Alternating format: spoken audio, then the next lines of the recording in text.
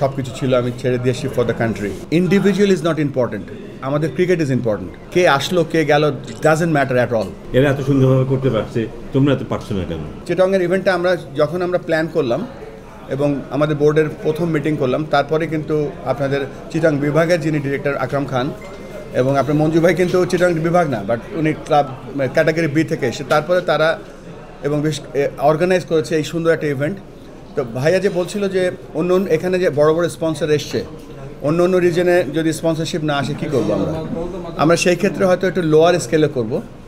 আমাদের এই যে চিটাগং থেকে যে এক্সপিরিয়েন্সটা পেলাম আমরা কীভাবে স্পন্সরশিপদেরকে অ্যাট্রাক্ট করা যায়, এই ইভেন্টটাকে যে একটা সাকসেসফুল ইভেন্ট হচ্ছে ইনশাল্লাহ, এই ইভেন্টটাকে আমরা দেখাবো, পোর্ট্রে করবো যে this is a successful event.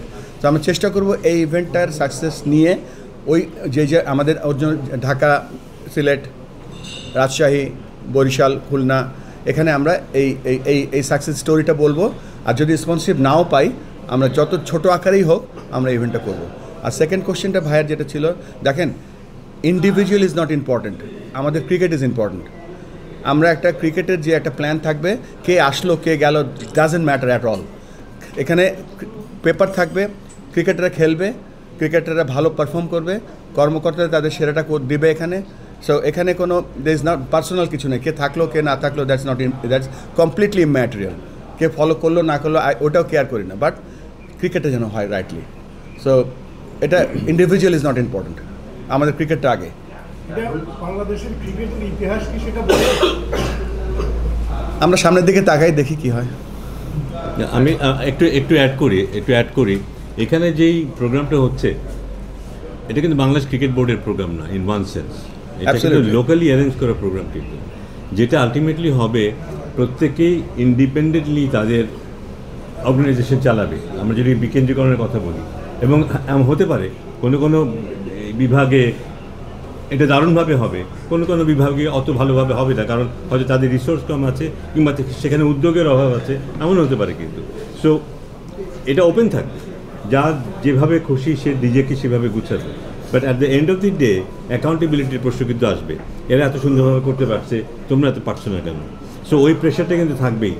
আমার ধারণা যে প্রত্যেকেই নিজের মতো করে চেষ্টা করবে নিজের ঘরোয়া ক্রিকেট, তাদের ঘরোয়া, এটা চিটাগংয়ের ঘরোয়া ক্রিকেট, বরিশালের ঘরোয়া ক্রিকেট, রাজশাহীর ঘরোয়া ক্রিকেট হবে ওগুলো। এবং ওদের যারা এগুলির দায়িত্বে থাকবেন তাদের দায়িত্ব হবে এটাকে ঠিকভাবে সুষ্ঠুভাবে পরিচালনা করে। তাদেরই খুঁজতে হবে কীভাবে আমরা স্পন্সর পাবো, তাদেরই খুঁজতে হবে ভালো উইকেটে কেমনে খেলা যায়, সো দ্যাট আমরা যখন অন্য বিভাগের সাথে খেলবো আমরা যেন ভালোভাবে খেলতে পারি।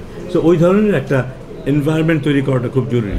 সেটা হলিস্টিক একটা অ্যাপ্রোচ থাকবে এবং সারা দেশের পার্টিসিপেশন থাকবে সেখানে ক্রিকেট বোর্ড কিন্তু অনেক পেছনে একটা জায়গায় থাকবে, যার অর্গানাইজেশন কিন্তু ওখানে মুখ্য ভূমিকা পালন করবে। আমি একটু বলি, যদি জাস্ট একটা লাইন, এটা আমরা যদি এটাকে মডেল হিসেবে ধরে নিয়ে আমাদের শুরুর গল্পটা যদি আজকে থেকে ভিন্নভাবে আপনারা তুলে ধরতে পারেন সমগ্র দেশে, অন্য রিজিয়নগুলো কিন্তু আমরা যেভাবে শুরু করেছি আমার মনে হয় অনেকে এইভাবে আগিয়ে আসবে, সেক্ষেত্রে স্পন্সরের অভাব হবে না আমি মনে করি। এই ফাইম ভাই যে কথাটা বললো না, যেটা আমাদের বিসিবির ইভেন্ট না, কিন্তু এটা আপনার লোকালি অর্গানাইজ করেছেন, বাট আমাদের ফুল সাপোর্ট আছে। এই জন্য বলছি, দেখেন আমরা কিন্তু কিছু রিজন কিন্তু 50 ওভারে খেলাও করবে।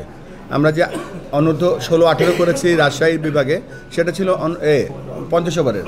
সো আমরা ভেরি ওপেন করে দিয়েছি, 50 হতে পারে, T20 হতে পারে, আপ টু ইউ, বাট খেলা হোক।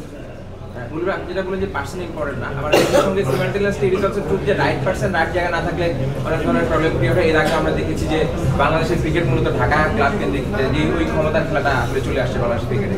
তো আপনি কি মনে হয় যে আপনি এই জিনিসটা আপনি চালিয়ে দিতে চাইবেন, যে আপনি লঙ্গার পার্সনে আপনি থাকতে চাইবেন? এটা তো ধরেন ডিপেন্ড করছে অনেক কিছুর উপরে। একটা দেশের নির্বাচন হয়, মানুষ পিক করে রাইট পার্সন, এটা অনেক কিছু নিজের কন্ট্রোলের বাইরে। আমার ব্যক্তিগত যেটা ইচ্ছা সেটা হচ্ছে যে, দেখেন আমি এখানে হঠাৎ করে এসেছি এবং একটা দায়িত্ব নিয়ে এসেছি। আমার একটা পার্মানেন্ট সব কিছু ছিল, আমি ছেড়ে দিয়েছি ফর দ্য কান্ট্রি। সে কাজটা করার জন্য যতদিন করা সম্ভব করলাম, পরবর্তীতে সেটা আমার হাত নেই। যেন আমি এবং ফাহিম ভাই আমরা দুজনই হচ্ছে ন্যাশনাল স্পোর্টস কাউন্সিলর। এটা অনেক কিছুর উপরে নির্ভর করছে। প্রথমে তো ন্যাশনাল স্পোর্টস কাউন্সিল আমাকে বিশেষ করে কাউন্সিলর করতে হয় প্রথমে, তারপরে একটা বোর্ড আসবে, সেই বোর্ডের লোক সবাই যারা ডিরেক্টররা থাকবে তারা সবাই মিলে ভোট দিয়ে প্রেসিডেন্ট বানাবে। সো এটা অনেক দূরের কথা। তো এই মুহূর্তে যেটা আমার যে কাজ সেটা আমি পুরোপুরি ফোকাস করছি।